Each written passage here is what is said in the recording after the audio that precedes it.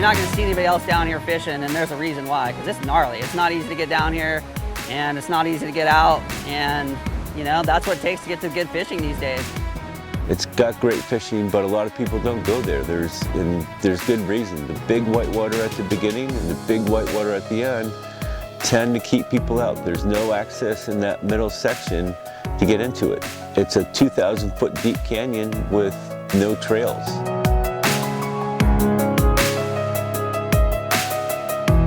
Unfortunately, the world we live in, there's just a lot of people. A lot of people like fishing, a lot of people like hunting, a lot of people like getting out in the outdoors, and so resources get kind of tapped out a little bit, and to really find the goods, you gotta be willing to go to the places where nobody else can go or nobody else is willing to go. And so that's what we're doing today. I mean, there's a little risk involved. The payoff is catching these really beautiful, quality, healthy, wild fish that nobody else has caught. You know, it's like panning for gold. It's like you're prospecting for gold.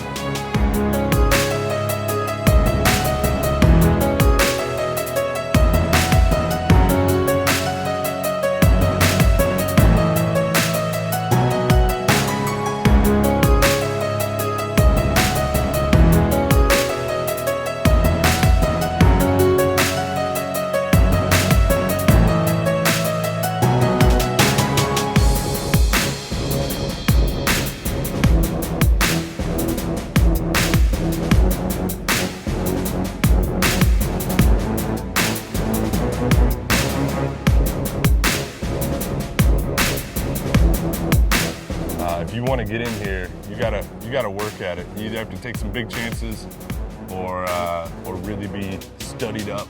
It makes a barrier where if you're not willing to push the limits in those few spots, you're not going to make it into the center section.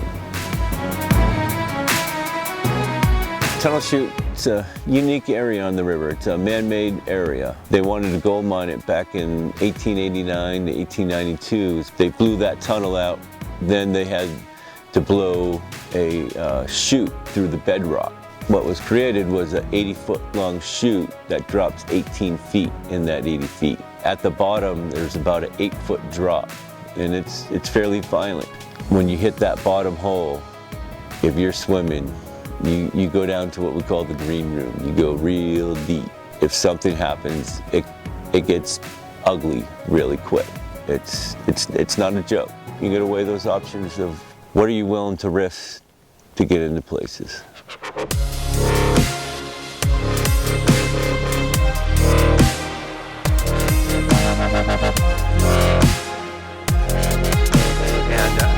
And right there, big fish.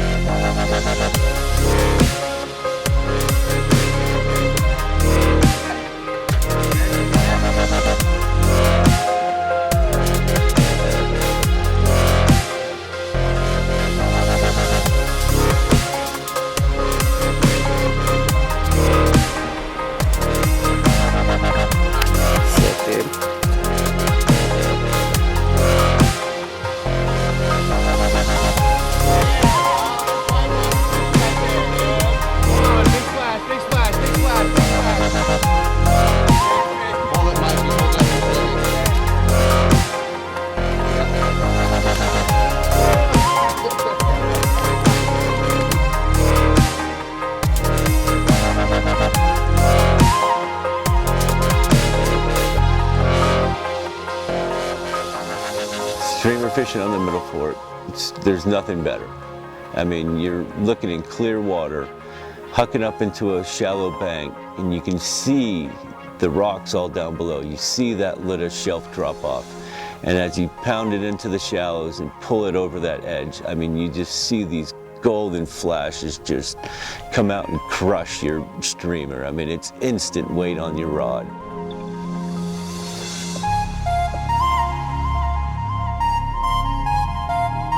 There it is. All righty.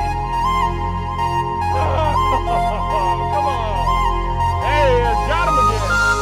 Fishing life, what dreams are made of. All right. What I really dig about the browns is they're into chasing strippers. You know, I had a problem with it myself. You know, chasing strippers, so I can identify with these browns. Just going out of their way to catch a stripper.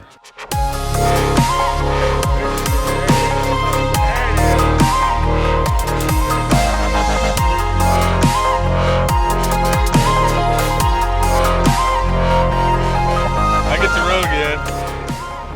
Don't worry about your gear. I'm just hanging on film. Oh, you leaving? It's all good. One of the best moments of my life.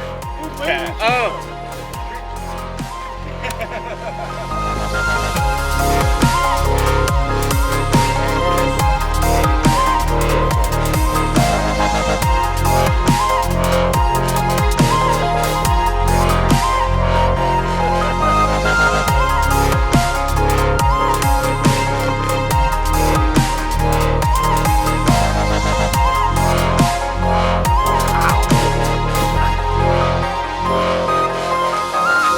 Yeah, got a little excited, throwing heavy line, heavy flies. Don't want to make a mistake.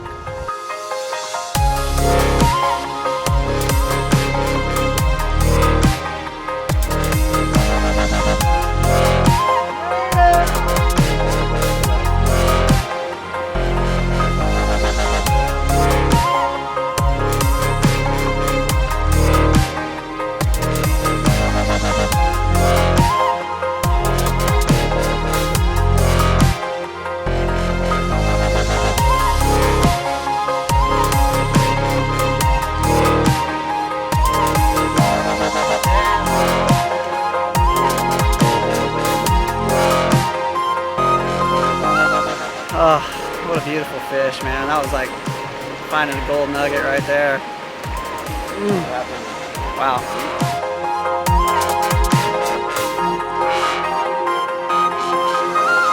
When you've been out in the Middle Fork having a great day, you got through Tunnel Chute, you got through Bushcrash, Kanaka Falls, you did 9 miles of floating, fishing, ripping streamers, having a great day.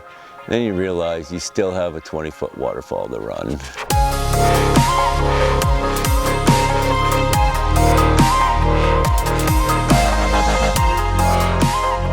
Talk about butterflies just churning in your stomach. You kind of wish that they would put a porta potty at the top of the chuck, because most guys, when you get there, want to use a porto.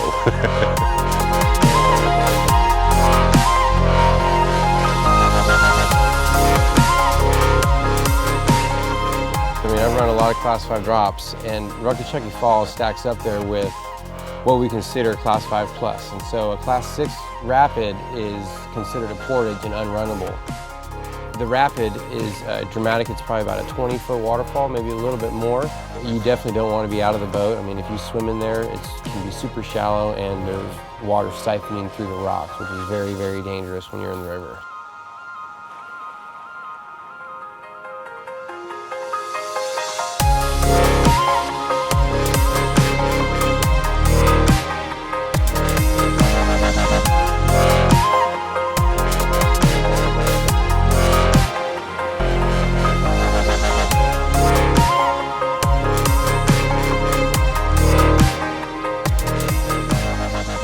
Hiking up, gonna grab the second boat.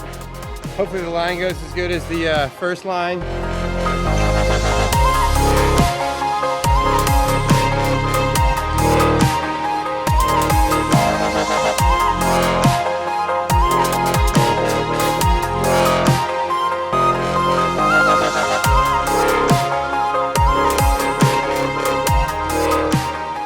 It's a lot of work to get down in here, but at the end of the day, I mean, that's why we do this, you know, we all love this. It's cool to have a little adventure mixed in with your fishing. It's not just a day of easy fishing and predictable. It's like, there's some consequences to it, and it's fun.